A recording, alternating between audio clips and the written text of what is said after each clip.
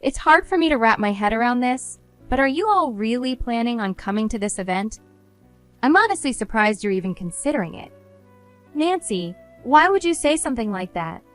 This ceremony is supposed to be dignified, and having a family like yours here, which isn't exactly wealthy, kind of takes away from that sophistication. So, could you kindly leave as soon as you can? On the day of my brother's wedding, our family's happiness started to fade when my brother's bride-to-be, dressed in her flawless white gown, spoke words that felt cold and heavy, overshadowing her beautiful appearance and casting a shadow over our spirit. She looked down on our family, aware of the others watching, leaving us completely taken aback. It seemed she believed our simple presence lowered the prestige of her world. Her baseless insults were directed only at us, showing a clear disdain for our family. Yet, in response to this unjust treatment, only our dad burst into laughter, as if to lighten the mood. "Hey, what an interesting situation," Dad said, his laughter surprising everyone around and bringing a moment of silence to the crowd. "I'm Karen, 22 years old, living a pretty normal life. I graduated from an average university and now work as an admin at a reputable company. Ordinary is probably the best word to describe my journey so far. My dad, on the other hand, is a renowned figure in neurology. After years at a university hospital, he started his own clinic. Now semi-retired, he focuses fully on brain research. The clinic is currently managed by a protege of his. My parents and friends often ask why I didn't follow in the medical footsteps. They expect a lot from me, but I always say the same thing. The responsibility of dealing with life and death is too much for me. I want to make a difference and help people, but that doesn't mean I'm ready to take on the noble role of a doctor." My brother James, however, chose differently. 3 years my senior, he's always been academically brilliant and got into a prestigious medical school directly. He's also quite handsome, which makes him popular, but his academic and social success seems to have changed him, especially after a certain point. Back when I was in high school, my brother's social life took off after he got into medical school. His dates became the talk of the town, and his trips home grew few and far between. Though he was supposedly immersed in university life, his social media painted a different picture, one where he was often seen enjoying the company of various women. This pattern didn't escape our father's notice, and it sparked a family argument when my brother dropped by home after weeks away. During this rare visit, my dad confronted him, visibly upset. "James, can you explain what exactly you're doing with your time at university?" James, ever the casual one, shrugged it off. "What's the big deal, Dad? I'm passing my classes and doing fine with my grades." But Dad wasn't having any of it. "It's not just about grades," he said sternly.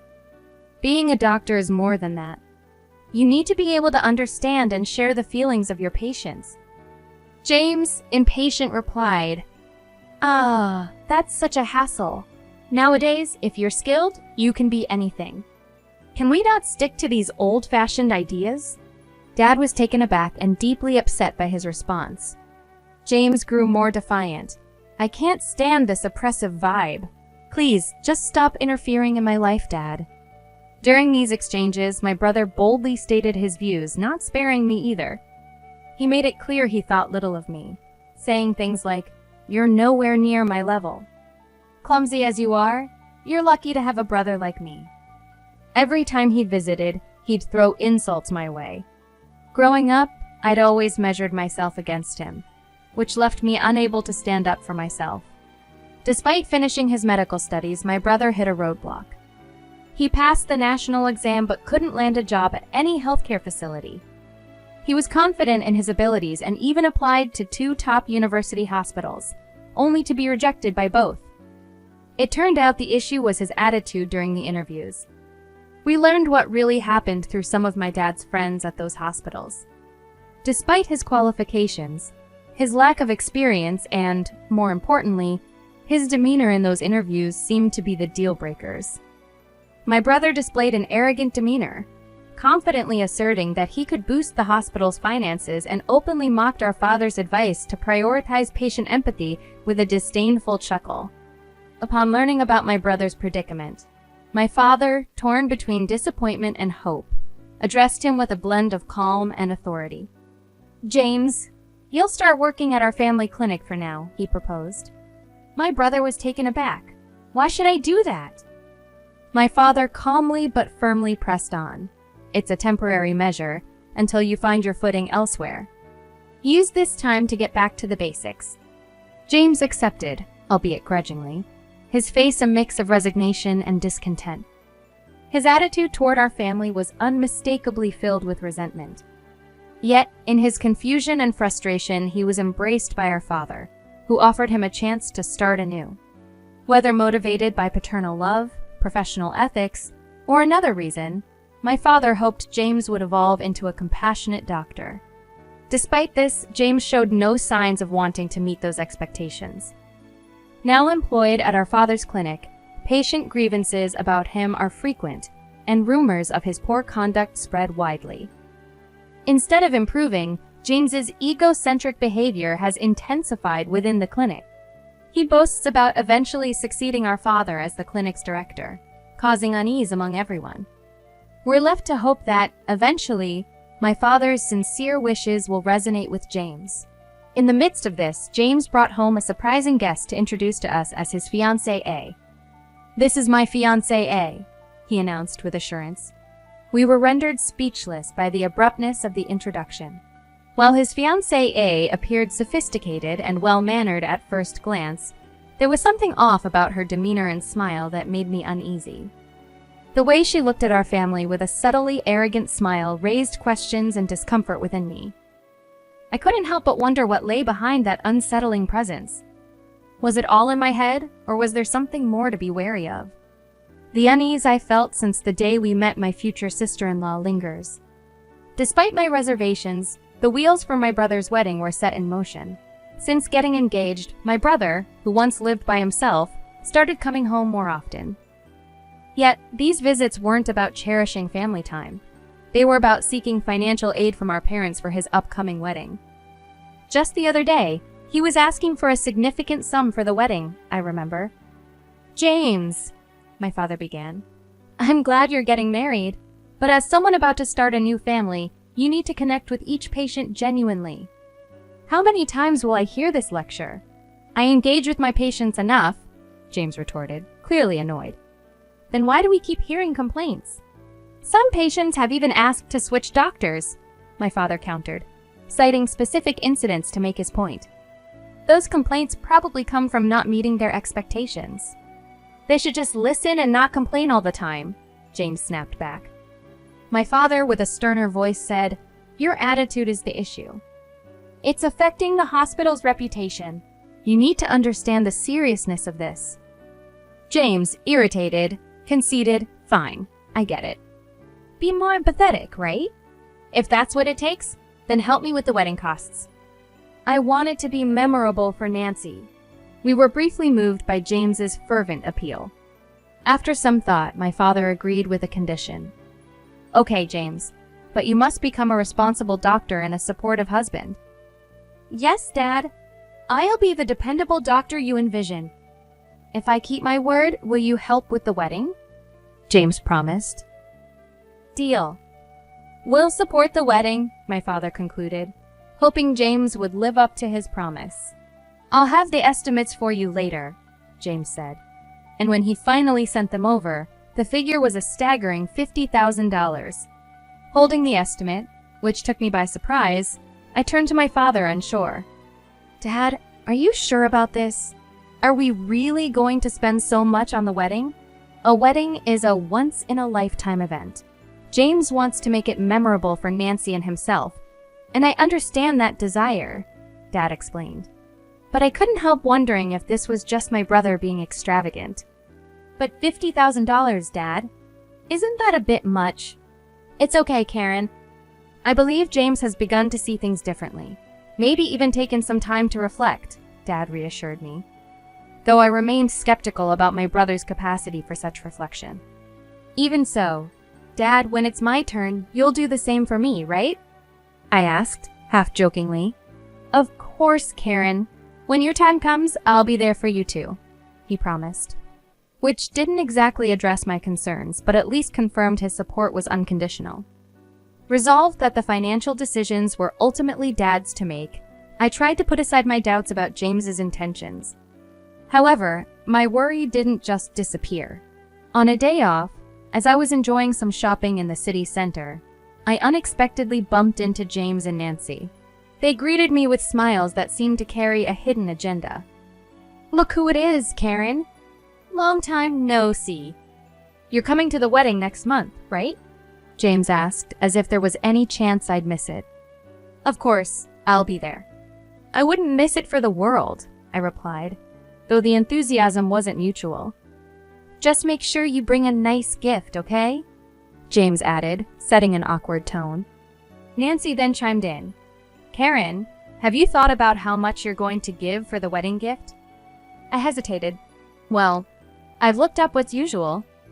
If it's less than $3,500, you might want to think again," she suggested, catching me completely off guard.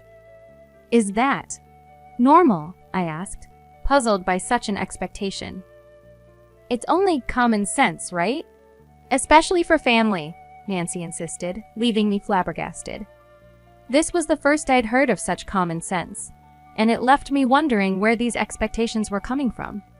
Understanding the usual range for a wedding gift from siblings to be around $800 to $12, I had initially decided to generously contribute $2,000 to steer clear of any potential friction. Yet, being confronted with such a staggering and unexpected demand from Nancy left me dumbfounded. The audacity to suggest a gift of at least $3,500 was something I couldn't fathom. What assumptions were they operating under to demand such a significant amount, especially from someone not directly involved in the wedding? This incident only intensified the uneasy feelings I had harbored since our first encounter, painting my future sister-in-law as someone who might prove challenging to get along with. After processing the shock, I discussed this development with my parents back home. To my surprise, they maintained a composed stance and concurred that $2,000 was a fitting sum for a wedding gift. Despite my reluctance to bend to Nancy's unrealistic expectations, I agreed to proceed with the original amount I had in mind, believing it to be a judicious choice under the circumstances. With mixed feelings of duty and anticipation, coupled with ongoing reservations about my brother's choices, I attended his wedding. Dressed in an elegant green ensemble, I allowed the celebratory ambiance, with its vibrant decorations and sumptuous banquet, to momentarily distract me from my concerns. The ceremony was beautiful, transporting us through time with its splendor. However, the time for photos brought an unwelcome jolt back to reality. As Nancy and my brother approached our table, her smile carried an unmistakable tinge of contempt. "Oh, just showing up like usual, huh? Having a poor family here really drags down the whole events class. Maybe you could leave a bit early?" she suggested with a sneer. Her words were like a slap in the face, igniting a fury in me I hadn't known before. The notion of being labeled as a poor family was absurd and utterly reprehensible. Not just IE, but our parents too were taken aback, rendered speechless by such blatant disrespect. My brother's reaction, a hearty laugh, only added insult to injury, leaving me staring at him, bewildered and demanding an explanation for such inexcusable behavior. My voice shook as I confronted my brother. "Wait, how can you just stand there? Why would Nancy say something so terrible?" I demanded an explanation, puzzled and hurt. James's response was filled with a smug arrogance. "Because it's true. You're looking at the winner here. I'm on my way to becoming the head of the clinic, a real success in life," he boasted, his laughter ringing with contempt. It was as if he was announcing his victory to us, the so-called losers, completely oblivious to the fact that his position was largely thanks to our father's support. Our family was stunned into silence, but Nancy wasn't finished. "When will you stop groveling to James? Relying on your child's success? How pathetic," Nancy sneered, turning her mockery towards me. "You work at some low-tier company, don't you? And a wedding gift of just $2,000? How laughable!" I tried to defend myself, but her words cut deep. It's just that I began, but she continued her relentless critique, insinuating that we were all trying to ride on my brother's coattails because he was destined to be the next clinic director. Next clinic director? I echoed in disbelief. Yes, exactly. James is the chosen one, Nancy said, as if this was the most obvious thing in the world. Standing beside her, James wore a look of satisfaction, as if everything Nancy said was an indisputable truth.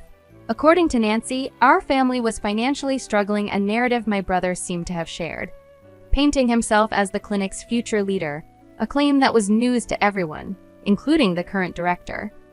The mood among the guests shifted uncomfortably at these revelations. James and Nancy, however, seemed unaffected, their smiles growing even more disdainful. But the moment that changed everything was when my father suddenly burst into laughter. His deep, hearty laughter filled the room, altering the atmosphere entirely. "What a splendid joke this is," he declared, still chuckling. Feeling uneasy, I turned to him for some kind of reassurance. "It's fine, just let it go."